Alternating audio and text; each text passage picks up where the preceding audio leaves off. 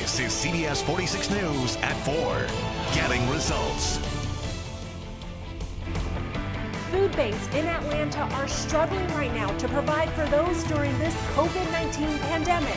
I'm Ayana Crystal. We're telling you about the challenges they are facing. The foster care system in Georgia greatly impacted by the current pandemic. What officials say you can do to help. This is Kanae, Jocelyn, and their daughter Kylan. They want to get married, but to do so, they needed a marriage license. Want to go to a wedding? Better Call Harry is coming up. But first, breaking news on the coronavirus crisis. Georgia cases reaching a grim milestone, surging overnight to more than 2,000 infected. I'm Karen Greer. Sean Gables is also with us today, joining us from her remote location at home. Sean, hello. Good afternoon, Karen. Let's break down those numbers. About 400 new cases of coronavirus confirmed in Georgia since 7 p.m. last night. The death toll also up at 64. Let's take a look at this graph we put together to show how cases have climbed in Georgia since the outbreak started. You can see there's been a steady increase since the first cases were confirmed in the state on March 2nd. Today, Georgia reporting 2,001 cases. About 28% of those who got sick were hospitalized and 3.2% have died. Among those killed, a 60-year-old Cherokee County resident and a Pickens County woman in her 70s. Those are the first coronavirus-related deaths in those counties. Both women had pre-existing conditions. Now, also breaking at 4, we're learning the Georgia Emergency Management Agency, or GEMA, is eyeing Atlanta's Georgia World Congress Center as a temporary hospital site. Sources telling us it is one of many potential sites that could be transformed into a hospital if needed. I reached out to Governor Kemp today for his take, and he told me his office is looking at many potential sites for hospital capacity needs should that be necessary. Also breaking right now, President Donald Trump is expected to sign the $2.2 trillion coronavirus stimulus bill. Any minute now. We're watching this closely. We're going to carry a special live report when the president begins to sign that historic bill. The stimulus bill is meant to help the U.S. economy and healthcare system get back under control. It just approved, well, rather, it was just approved by the House, and now it goes to President Trump's desk. He is expected to sign it into law.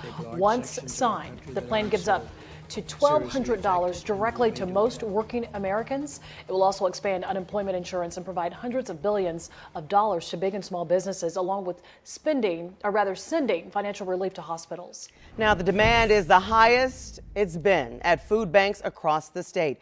Right now, people need help. Ariana Crystal has those details. Families and people across the state can't afford essential items during the COVID-19 pandemic. And right now, food banks are struggling to provide for them, but they are still stepping up their efforts to serve those in need. Local and national nonprofit organizations are struggling right now. For the first time, they are having a hard time meeting people's needs as the coronavirus sickens thousands of people and forces layoffs and school closures.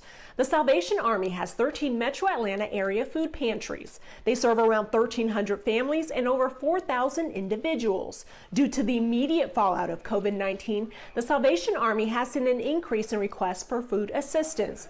In the first week of Atlanta's shelter-in-place order, they have already delivered 28% more food than last month. To replenish depleted food pantries today, the Salvation Army is restocking items from their food drive to be able to help families in need. We'd love to have anybody in the community that is in need of food. We're open on Tuesdays and Thursdays right now from 12 to 2. It's a drive-through food pantry, if you will. So literally, you don't even have to get out of the car. You just drive up, drive underneath our awning, pop your trunk, and we'll load you up with some food to help you get through this difficult time. That's why we're here.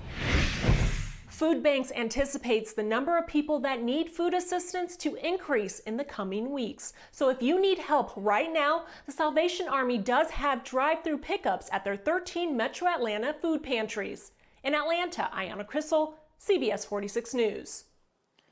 Ayana, thank you. Governor Brian Kemp is defending this afternoon some of the decisions he made as the virus continues to spread. CBS 46's Rebecca Schramm has the highlights of last night's unprecedented televised town hall meeting.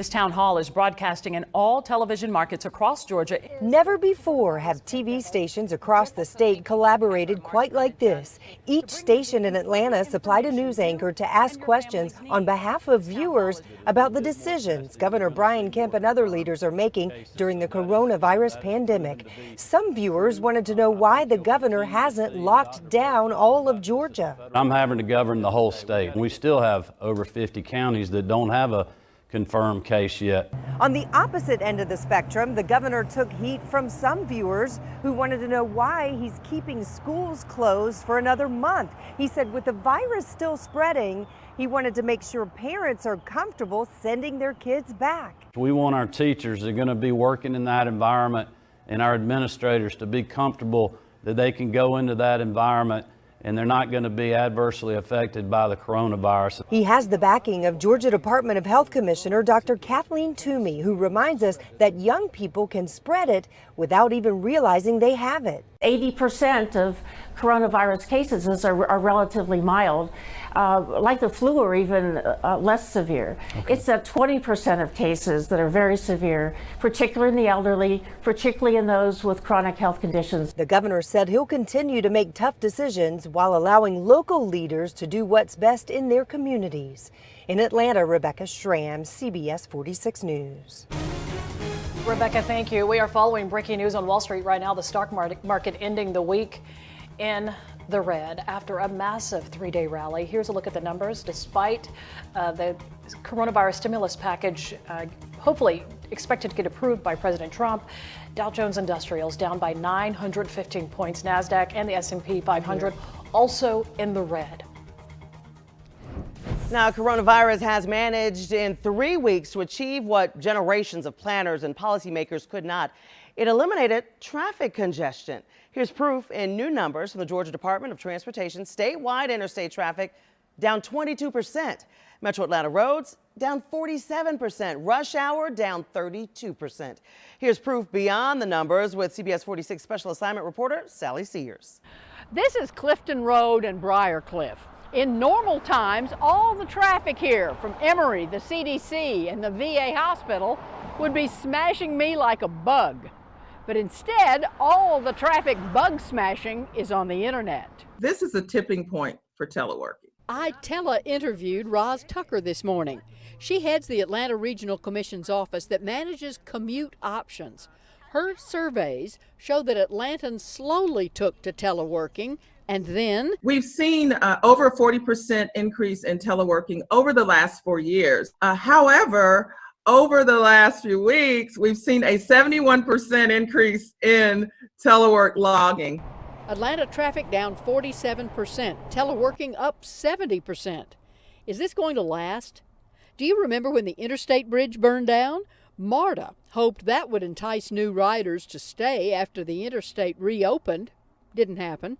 But maybe workers' productivity increases with teleworking is going to make this different. You know, I say to new teleworkers now that this is a great opportunity for you to show how much more productive you can be. So I'll say this is not the time to start sleeping late. And it may be the time to look for new ways to get the job done. Beltline CEO Clyde Higgs is a believer. Remember, the Beltline is a transportation corridor first. If you are among us learning how to telework, let the boss know that the Atlanta Regional Commission offers free telework training for companies.